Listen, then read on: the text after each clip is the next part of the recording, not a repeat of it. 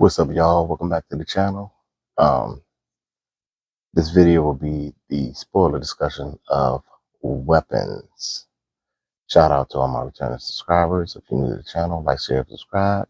Hit that notification bell to be updated on more content, updated content. If you haven't seen this movie, go to the non-spoiler, the full review, no spoilers, in the other video, or go watch the movie. If you've seen the movie already, share your comment down below. What you thought about the movie, what you like, what you didn't like. We're gonna get straight into it. The movie kicks off with the narration of these kids. Um, this one child was just talking about the movie, and but basically, um, behind the shenanigans of the kids being missing, basically it was a witch. This witch named Gladys. Gladys basically came into town, and Gladys is the great aunt of Alex, and she comes into town, and basically she uses her niece and her husband to drain the life out of them to maintain her youth, her mortality. And when that's not working out, she makes it known. She reveals her motive to her great nephew, and lets him know that all the methods that she's been doing to maintain her youth hadn't been working. She figured she'd come in town and drain life out of his parents, and that wasn't gonna work. So now she figured that she has to get the kids. So she tells Alex to gather the belongings of all the children in his classroom, and which he does, and he brings that stuff back to her, and she creates this ritual. She has this ritual. She creates a spell, and what she does is she takes the items of the belongings of people, and she or the hair, and she wraps it up in this little twig that comes off of this tree, and this twig has little thorns on it. So she wraps this stuff up around this twig, whether it be hair or any type of item. She manages to get on this twig. She cuts herself and she soaks the twig with her blood, and she breaks the twig over a bowl or a container of water, and she drops the twig in there. And that's the way that she casts these spells on people, and she uses people to attack. She used the same spell, the same method to lure these kids to she puts these kids under this trance, under her control, where she lures the kids basically to her house around 2:15, 2:17 in the morning. So that's how she manages to get these kids up out of the bed in the middle of the night and to her house. So throughout the film, um, the perspective of the story is told from different characters: Justine, Archer, uh, Paul, James, and Marcus. And so it starts with Justine. She's a teacher. She's um, the out of the 18 kids that she has in her classroom, 17 were all taken, and Alex was the only one that was not affected by this situation, this incident. And the community, all the parents, they're having this meeting, and she had the bullseye on her back, and they're holding her responsible for these kids. The parents of these kids, they're holding her responsible, and they're treating her like crap. And she's taking so much of it, where she's drinking. It's a soothing mechanism, and she's at the point where she's like at despair, like she's just drinking, trying to get past the situation, trying to ignore all of these problems with people casting her out, calling her names and stuff. And so at the beginning, she gets overwhelmed.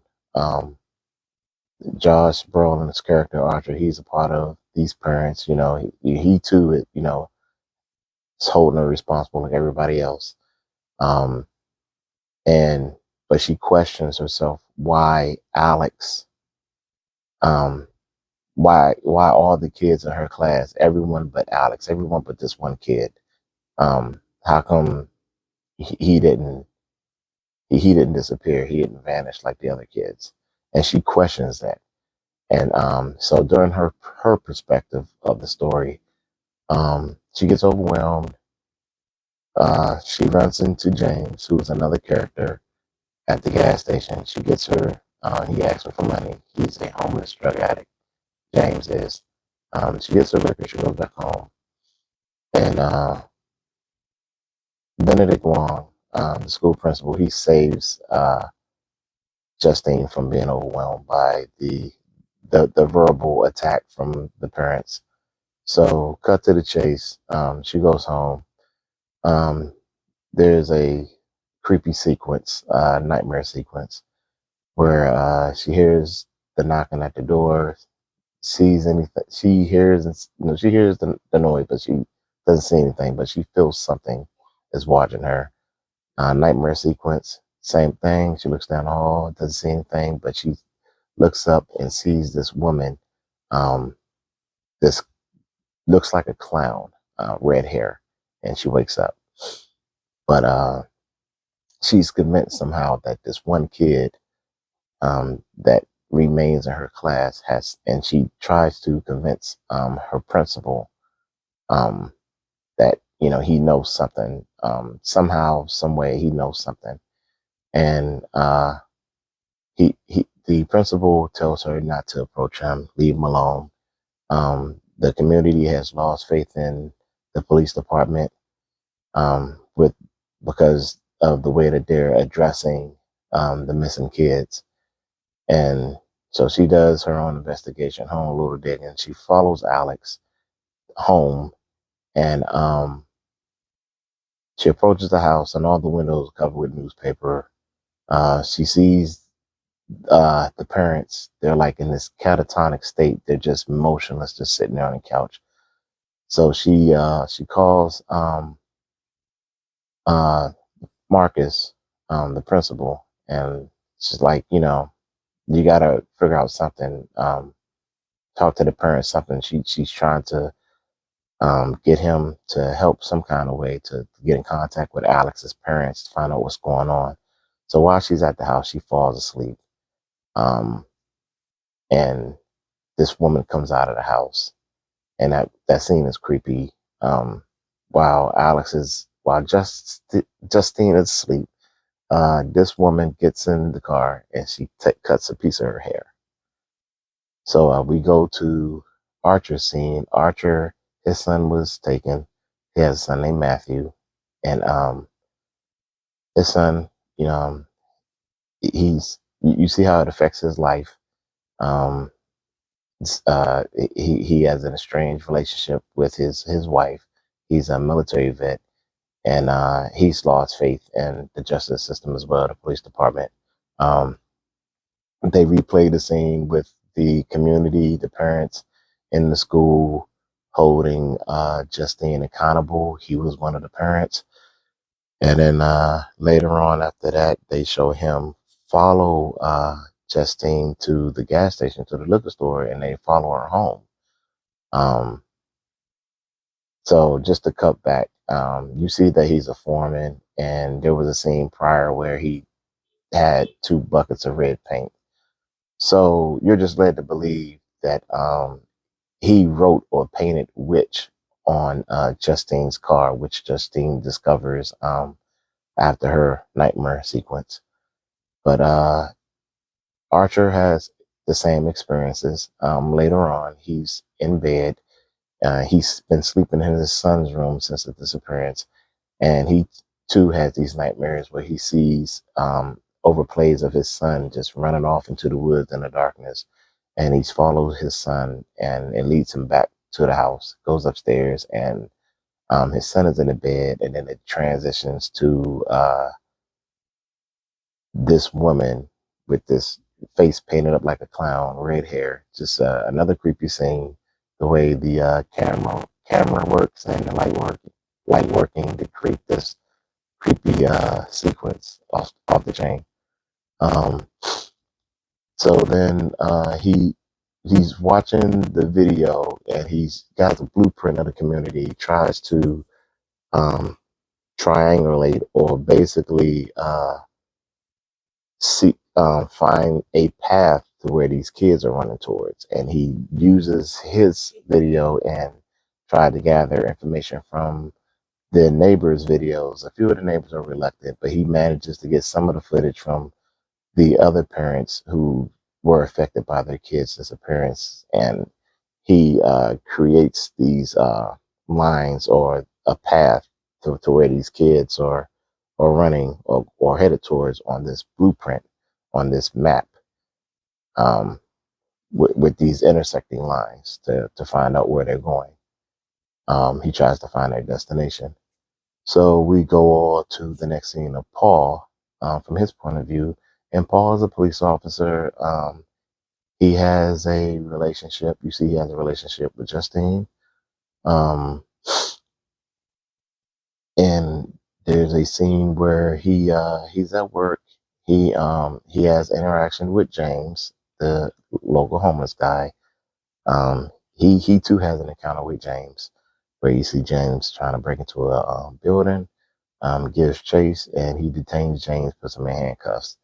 Um, Upon him patting James down, searching him, he gets poked by a syringe that's in his pocket. So he's pissed, and he's afraid that he'll probably catch a disease or get some type of infection or something. And he punches James in the face, and it's recorded on the police camera. He tells James he don't want to see him anymore. Forget that this happened. He lets him go. James is gone, but Paul goes tell the police captain. The police captain is basically the soon-to-be father-in-law of Paul. Paul has a Paul is engaged to the police captain's daughter. It's his fiance. So he's going to be family soon. He later on catches up with Justine at the bar, and they hit it off. Um, that scene is replayed from where they saw each other at the police station from Justine's point of view when she went to go report the vandalism. So when Paul goes back to work and he goes to his car, he sees James walking towards the police station.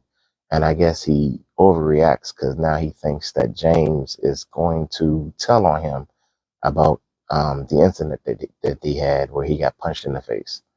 So we go to James' perspective, his point of view, where you see him trying to get high in his tent.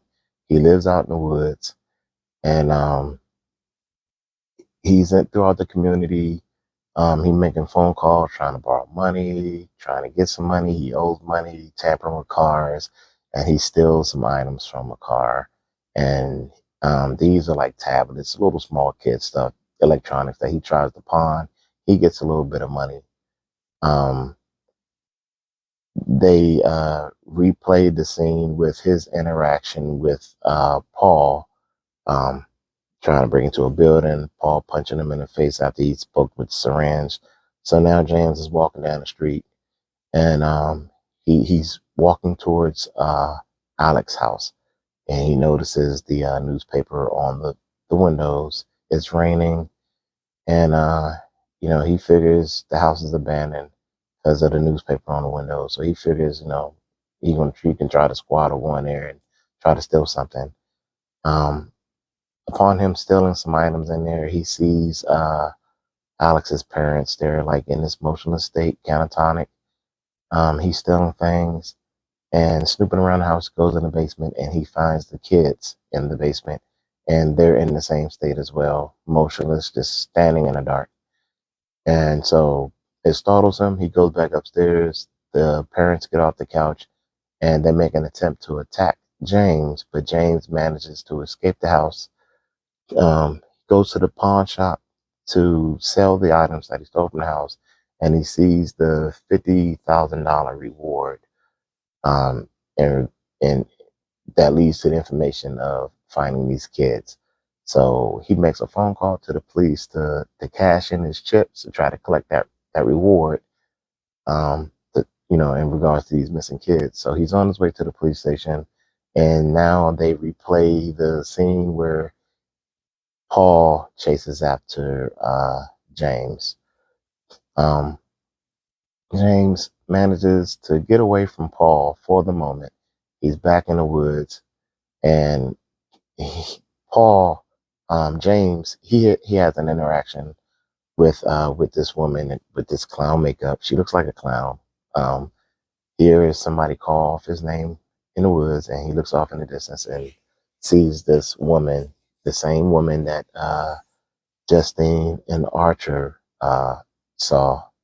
Um, he has interaction with this woman as well, with this overdone makeup, this red hair, and he hides in his tent, zips it up. He sees a shadow figure walking towards the tent, makes an attempt to open it up, and James has the syringes ready to go on the defense. And as soon as the tent opens up, he lunges out and he winds up stabbing Paul in the face with the needles. So Paul, at this point, he's pissed and takes the needles out, takes James into custody. Uh, James is trying to tell Paul about the kids that he found in the basement, the missing kids. And he's trying to convince Paul to turn around and I can take you where these kids are. Because Paul is pissed. He disables his camera and he about to give James the business. But James he manages to convince Paul, hey, I know where these kids are. I know y'all looking for them. I can help you find these kids. So, Paul, he's reluctant about it, but he changes his mind and decides to listen to James, give him the benefit of the doubt. And James lowers Paul. He leads him to the house, to Alex's house. He leaves James handcuffed in the backseat of the car, leaves him outside, and he goes up to the house. The door opens, and Paul goes into the house.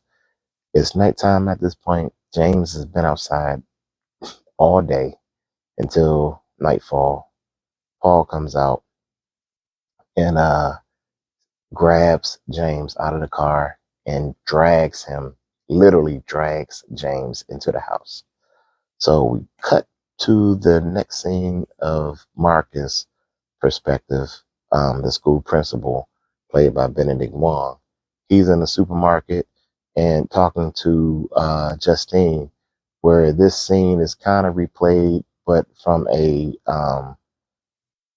parallel event, which he's on the other end of the phone talking to Justine, who has discovered Paul's house and the parents um, being in this motionless state, and she's telling him about what's going on at that house, which he's telling Justine, as he had told her earlier, leave Alex alone, leave the situation alone, lay low, go somewhere, take a break, take time off, and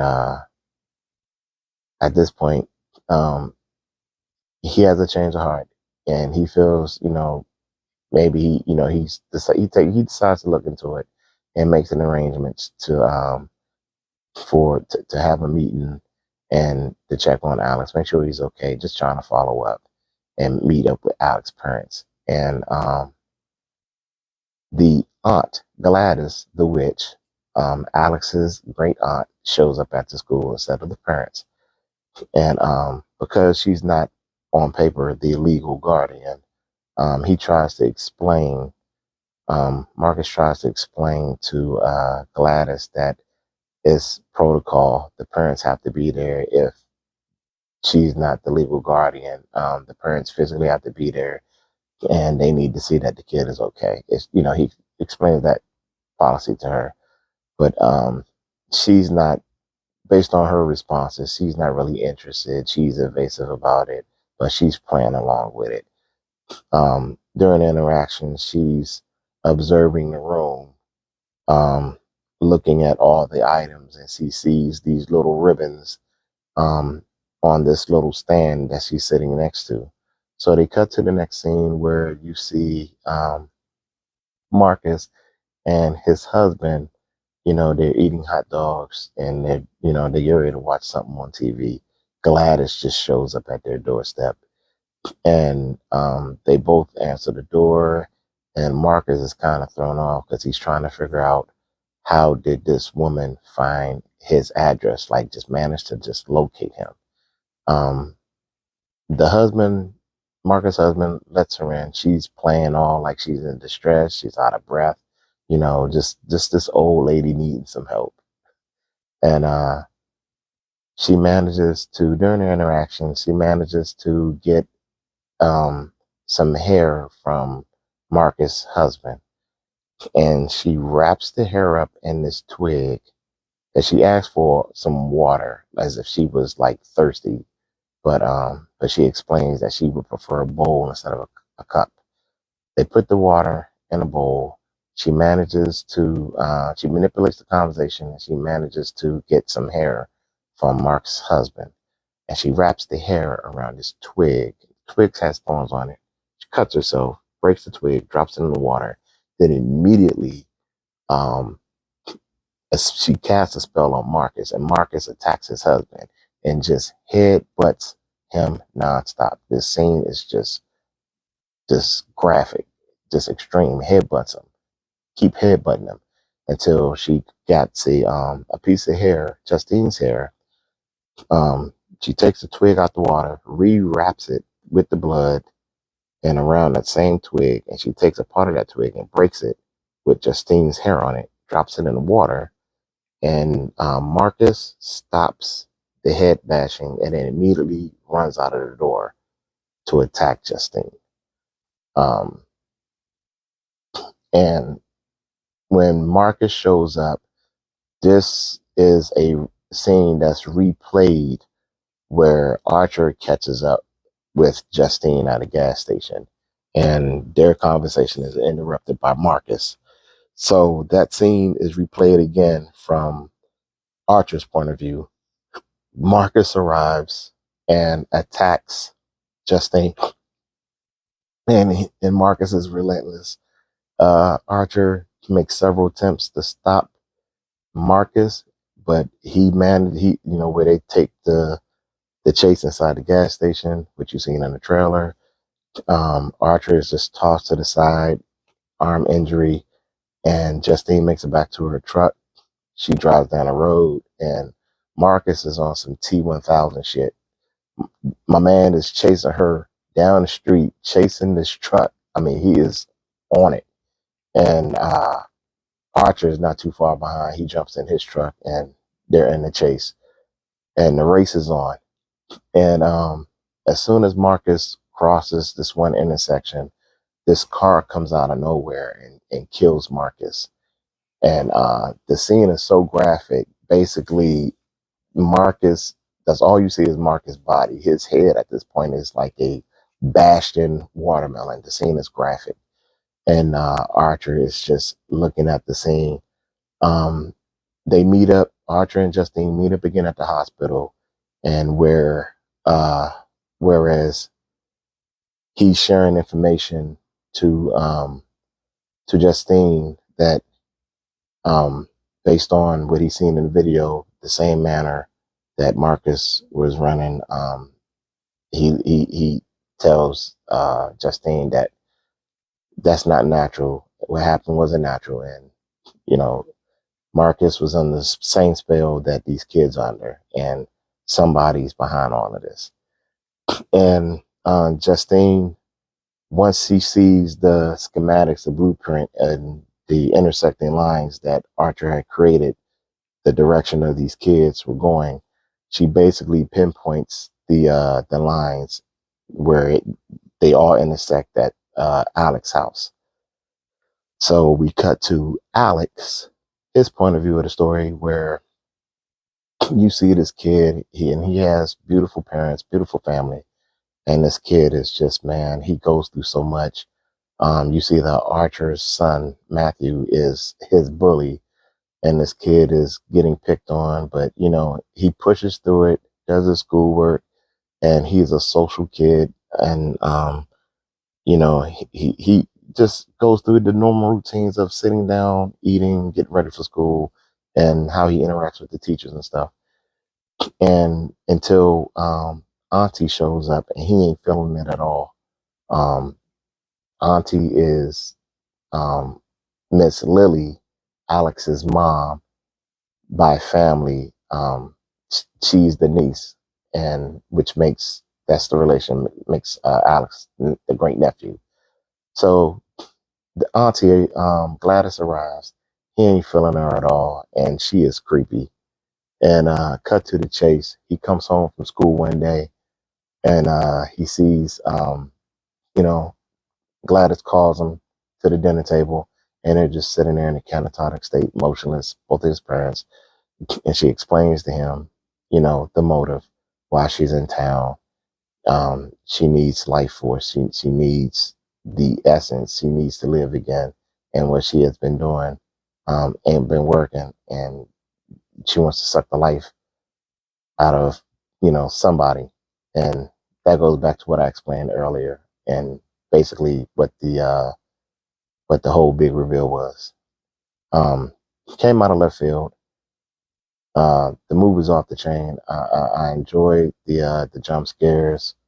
Um, these moments where the characters were interacting with each other. The chemistry was there, spot on. I enjoyed everything. My only problem with the movie was for this witch to be so powerful. Man, that was my only takeaway. Um, I don't see how where she appeared weak sometimes, where she was basically OP. Um, she once she gets some DNA, strand of hair, or get somebody's belongings, she gets to do her little spell. All she needs is her twig, bowl of water, and that's that. So let me explain how all this ended. So basically, from Alex's perspective during the storytelling, um, we cut back to Justine and Archer sitting outside of Alex's home. And Gladys makes it known to Alex that they need to pack up and leave. Because during the movie, you see how the detectives were visiting the house, and she realizes that at some point they're going to get caught, and she don't need all this attention drawn to her. She's trying to do her dirt under the radar without being discovered. And so she tells Alex, we're preparing to leave. Um, she goes upstairs and she tells Alex, don't step over the sand. Don't step over the salt.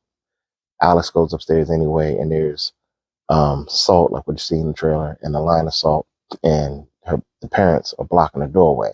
They're just standing there like guards, motionless. Meanwhile, Justine and Archer come in the house.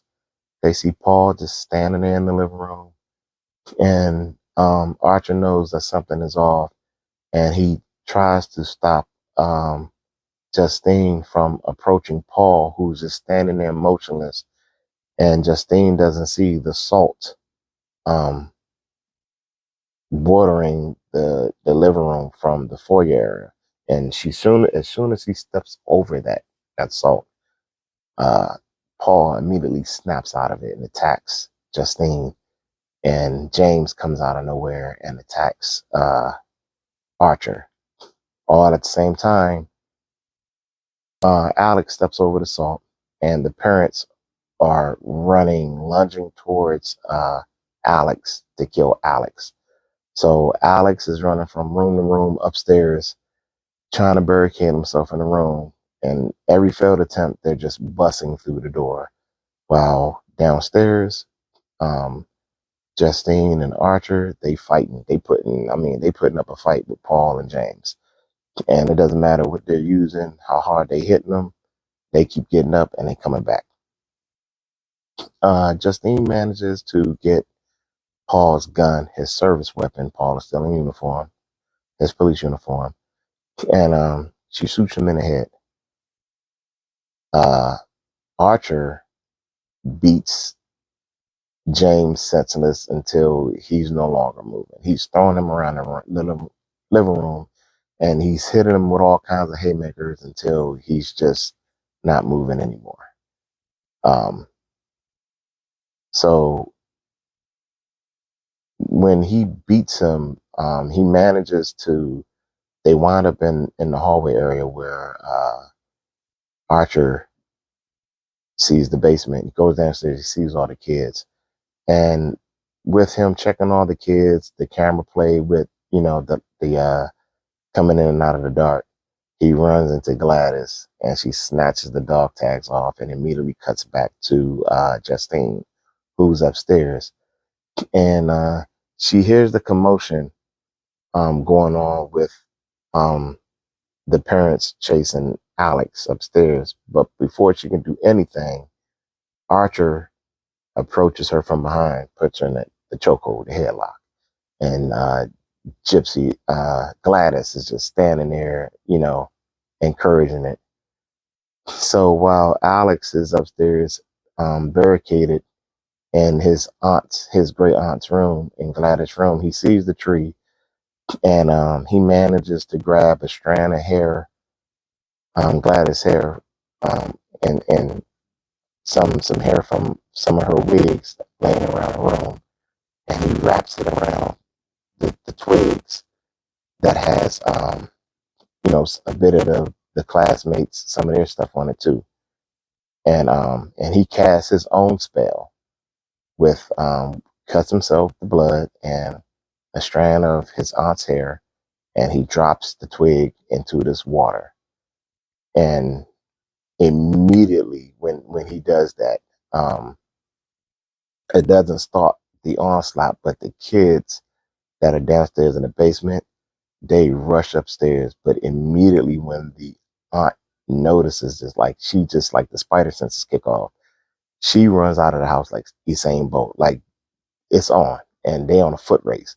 And these kids are relentless. They are crashing through windows, they crashing through patio doors, they crashing through doors, literally. And the witch Gladys is running through people's houses, running through people's yards, trying to get away from these kids. And these kids catch up with Gladys, and they just literally they're ripping her apart. The scene is very graphic. They turn off her arms, they're ripping off her skin, they're separating her jaw from her skull, they're just tearing her apart. And once they tear her to the point to where she's like lifeless, like she's canceled, um, everybody's in a motionless state. The kids are just standing there. Um, Alex's parents, they stop the attack and they're standing out in the hallway. So Archer is reunited with Matthew. Um, Justine runs upstairs and sees that um, Alex is reunited with his parents. And then the kid who's narrating at the beginning of the movie continues the narration at the end, where basically this child explains that over a period of time, as the weeks go by, not immediately, but as the days go by, some of the kids, a little at a time, they come out of this spell. Um, some other kids, it may take longer, but some of the other kids, they come out of the spell. Also explains that Alex, his parents, were still in this motionless state as to where he wound up being adopted to another family. Um, but that's it. That's how the movie ends. The kids are reunited back with their parents. Alex is adopted now, and the parents, or his biological parents, are still in this motion, this catatonic state that they're in, and everybody goes on with their life. That's it. Um, The movie itself is, if you're a horror fan, you're gonna like it. You're gonna like it. The Zach Greger similar formula that he used in Barbarian, slow burn, character development, and the third act. The big reveal came out of left field. That was something I didn't expect to happen. Um, like I said, the perspective from each character during the story and how it plays out from their point of view, um, it's off the chain. This movie is good, and for all you horror fans out there, y'all gonna like it. You saw the movie already. Post comments down below. Share your thoughts. You're entitled to your opinion. What you like, what you didn't like. We can have a conversation. New to the channel, like, share, subscribe, hit that notification bell to be updated on more content. For all my returning subscribers, thanks for coming back. Thanks for checking out the video and the other content that I have on as well. Stay tuned. Take care of yourselves. Peace.